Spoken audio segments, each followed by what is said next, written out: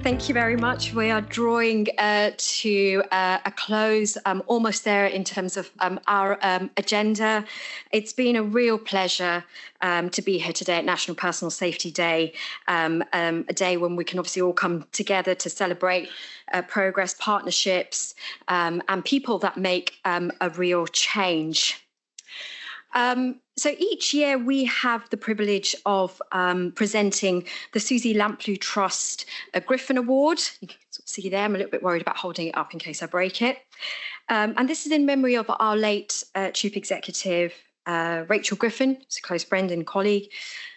Rachel represented the very best of what we strive to do at the Trust. Dedication, intellect, integrity, courage, innovation, inspiration, and resilience.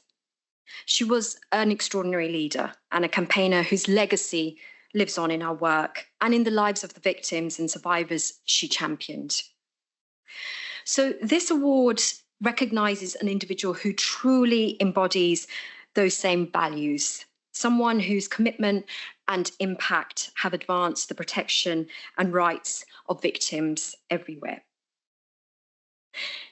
It's with great pride that I can announce that the 2025 Susie Lamplugh Trust Griffin Award goes to the London Victims Commissioner, Claire Waxman, OBE. Okay. Hold you there, one second. No. Come on up, I'm going to embarrass you. No, don't. Claire's shown extraordinary leadership and compassion, improving outcomes for victims, hundreds of victims of stalking and harassment. I've worked with you, I had the privilege of working with you for more than maybe a decade now. And I've seen that firsthand, not just for stalking and harassment victims, but more broadly, all of those affected by violence, aggression and abuse. And it's through your work as London Victims Commissioner and your tireless advocacy beyond that role that you've really transformed how victims are supported, ensuring that their voices are heard and their experiences recognised every time. I know that there's a barrier or there's been a halt, Claire always finds a way to try to get around that and keep pushing. Your efforts have made a meaningful difference to hundreds of victims and survivors, and you've really shown the same courage and resilience that Rachel so deeply valued. And in doing so, you continue her legacy of fighting for safety, dignity, and justice for all. And so, Claire, on behalf of the Susie Lamplugh Trust, it's my absolute honour to present you with the 2025 Griffin Award in recognition of your outstanding contribution to the rights and protection of victims. Congratulations. I put that down very gently there. My gosh, yes. I'll have to think about how I carry that home. Yeah. This is all a bit of a last minute shock, sort of, yes, only found out about this literally a few days ago.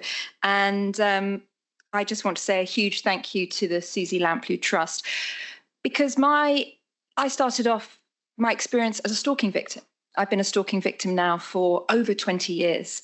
So I actually had the support of many of the Susie Lamplugh Trust over the years, and I actually knew Rachel personally very well. And she was exactly as Suki just described. She was full of compassion, empathy, and she wanted to do everything she could to help support victims of violence, of stalking and abuse, and to make sure that they were fully protected. And it was an absolute honour and privilege to work with Rachel, and we were incredibly sad when we lost her. But I'm so pleased that the Susie Lamplugh Trust continues to embody everything that Rachel represented, and I'm so proud of the work that the Susie Lamplugh Trust has done over the years to support countless victims, and they continue to push forward, always on trying to campaign and change. And I'm sure this morning has been an incredibly inspiring morning, talking about what more can be done in the workplace, because I'm sure many of you are aware, many victims, and I hear from them on such a regular basis, that often the workplace doesn't give them the right response and support. And that's where they're spending most of their time. And they don't really understand the victimization that they're experiencing, the trauma that they're experiencing, and how they might be struggling in that workplace just to function.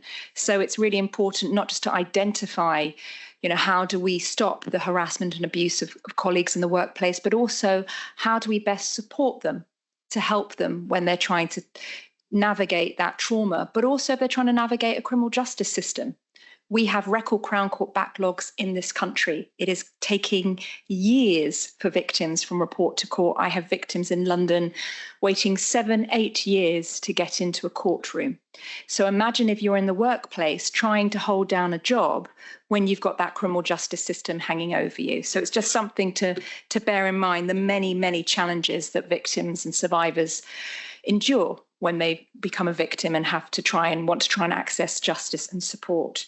So this recognition does mean a great deal to me. I'm soon to leave London in the end of this month, not physically, but the role, London, at the end of this month. And I start the national role for England and Wales, the Victims Commissioner, in January.